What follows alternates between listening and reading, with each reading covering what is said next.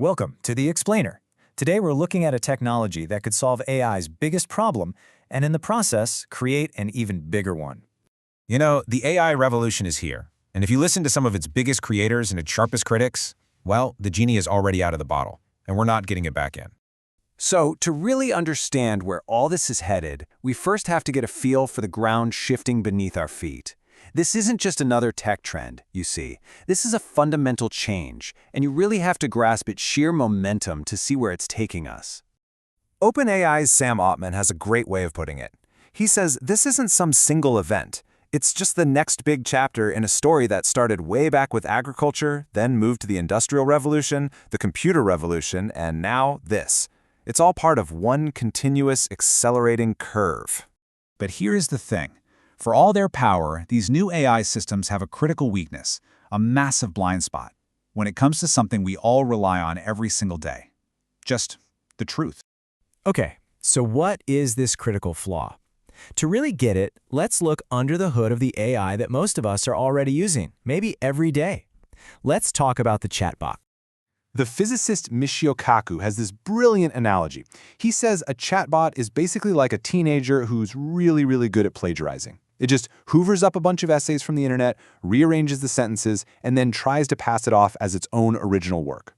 And this really shows you the core problem, right? The whole process is mechanical. It scours data, it splices stuff together, and it polishes the language so it sounds good. It's all about matching patterns. It's not about actual understanding. There's no internal sense of what's right or wrong, or true or false.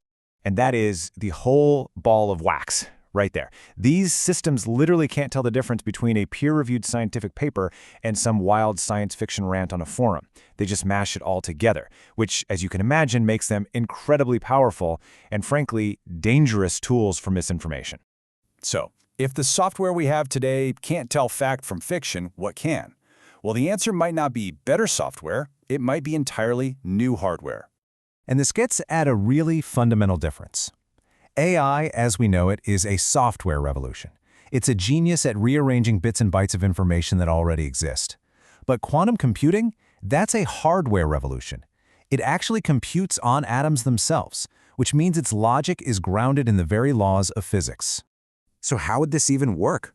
Well, instead of just checking a piece of text against other text, a quantum computer could check a claim by simulating the physical reality it's describing. It could model the climate to see if a statement about climate is true. It could model molecules to verify a medical claim. It could be a truly objective filter for pretty much all public information.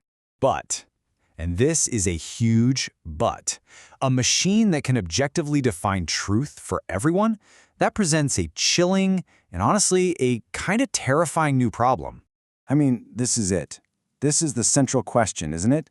If one government or one giant corporation builds this thing first, they don't just have a better computer. They basically become the arbiters of reality for all the rest of us. All of a sudden, whoever owns that hardware has the ultimate weapon. They have the ability to make their own stories seem like objective truth and to instantly dismiss everyone else's as false. It's a level of power we have never, ever seen before. And the implications here, they don't just stop at fact-checking. I mean, if we follow this idea all the way out to its most speculative, mind-bending conclusion, the power to compute on reality itself could completely redefine our relationship with the universe.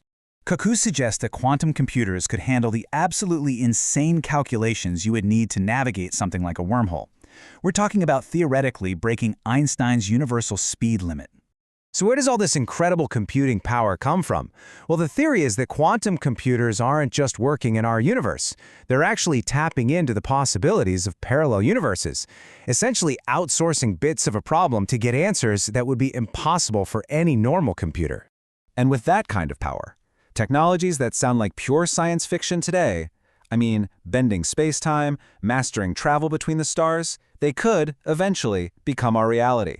So here we are, standing on the brink of creating a system that could verify all truth and maybe even compute the fabric of the cosmos itself. And it leaves us with this one final, really provocative question. In a world where a machine tells us what's real, what's left for us?